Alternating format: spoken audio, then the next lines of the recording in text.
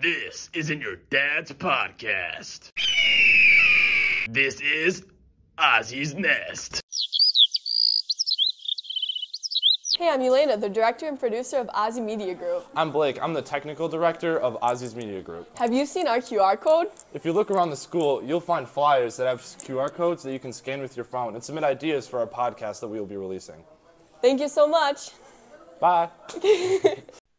Welcome to Ozzy's Nest. I'm Christopher Daly. I'm here with your host, Jack Jensen. Hey, Christopher, how are you doing?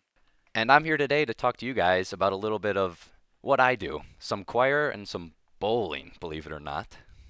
So, I know you guys went to Milwaukee just recently. Can you tell me more about that?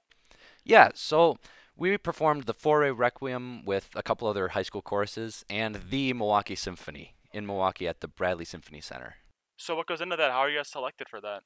Yeah, so our choir last year put together some audition tapes. Well, Mr. B put together audition tapes for us, and sent them into the teen choral program at the symphony. And then based off of course, how the choir sounds and how we are as a choir, but also numbers, they decided which choirs to take. We were selected as well as Germantown's high school concert choir and the concert chorus from the Milwaukee School of the Arts. So, I know you guys did a German Requiem last year. Can you tell me about, which one you liked more, which one was harder? Yeah, so this year, Foray's Requiem is it's Latin, and it's 7 movements. I'd say in total time is probably about 15 minutes less than the Brahms Requiem, the German one we did last year. Okay. Musically, I preferred the Brahms Requiem because just the dynamics between the slow and the fast and the quiet and the loud, it was just more dramatic in the changes versus Foray, which was for the most part one solid tempi and just I wouldn't say monotone, but it just flowed. There was no dramatic movements. Okay, so tell me about this hall. Can you describe it to me? Yeah, so it's, I mean, if you could just picture like an old, probably 1700s theater, just like you ever seen pictures of where Abe Lincoln was shot? Yeah. I'm aware. It's like that, but even cooler. Okay. So, you guys have been practicing for a while. You guys performed this recently, right?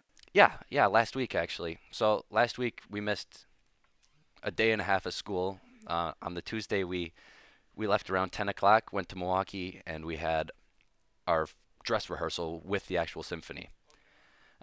So that was different to say the least, because all we had done up to that point was work in class and then the piano rehearsal. So we hadn't really done anything with the symphony yet. So it's very different to perform with a symphony it's just all the sounds are different, all the parts are different. Is it stressful at all? Was there any anxiety leading up to the concert?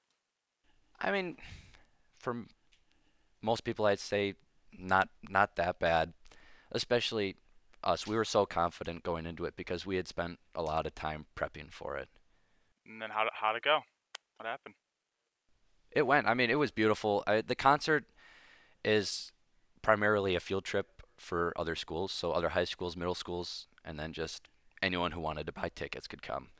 The performance itself was it was incredible. I've never performed in a space like that, and I just the acoustics are just so detailed and fine, and it's just beautiful. I have no better way to put it.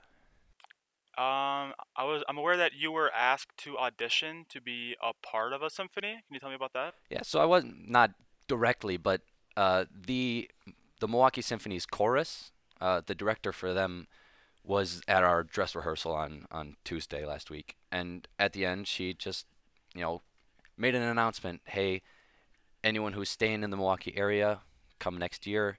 They're having auditions in April. Okay. So are you? Well, I plan on attending UW Platteville next year, so it's gonna put a bit of a dent in any opportunity to do that. I've considered going to the audition though, because it still would be quite the experience. After Platteville, would you consider going there? For sure, yeah. no doubt in my mind. Can you sing for us? No. Like what? Do you want like a lullaby? Ave Maria. It's Ave. I don't care.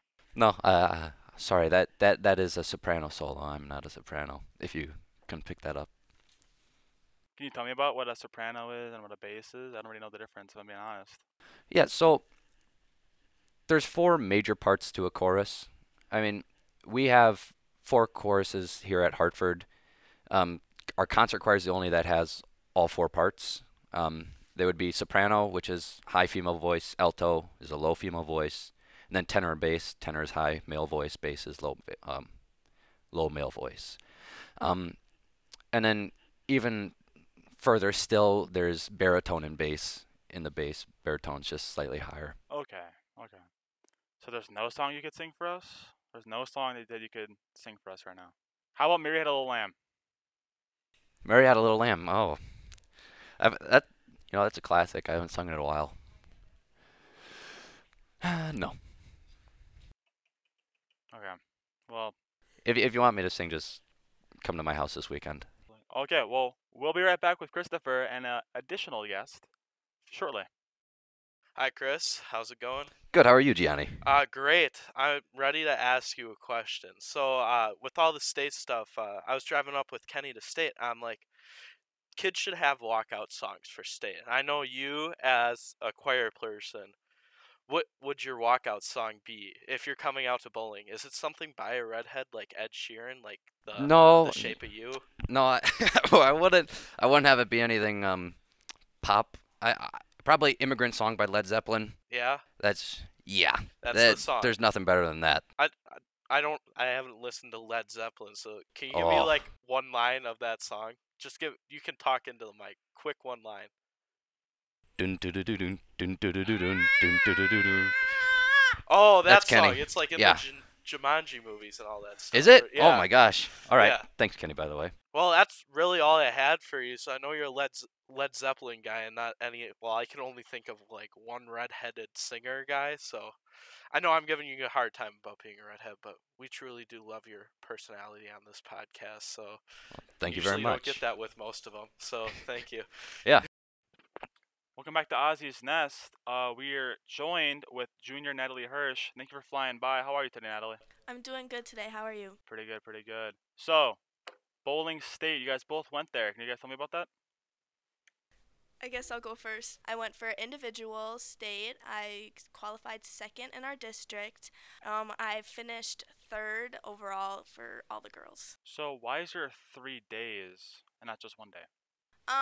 Well, there's different rounds, and they have to somehow fit everybody, like the team, all the boys and all the girls, into like one center, and there's not enough time Okay. or space to do it all in one day. So, third overall out of 100? Out of the girls, there were 57 individual girls. 57, so third out of 57 individual girls. Yes. That's pretty good. That's pretty good. What's your ambitions for next year? Well, my ambitions is just, or ambitions? I don't even know how to say that. Ambition? Yeah, that's pretty much. Okay. So my ambitions for next year is to hopefully make it to state again and do the same or better. So I also know that the boys team went up there. How did that go? Terrible. Terrible. That's putting it lightly. No, I mean it could have been worse. Chris Daly, what happened? Yeah, what happened? That's actually a really good question. Well, we finished 22nd out of 27 Division One teams.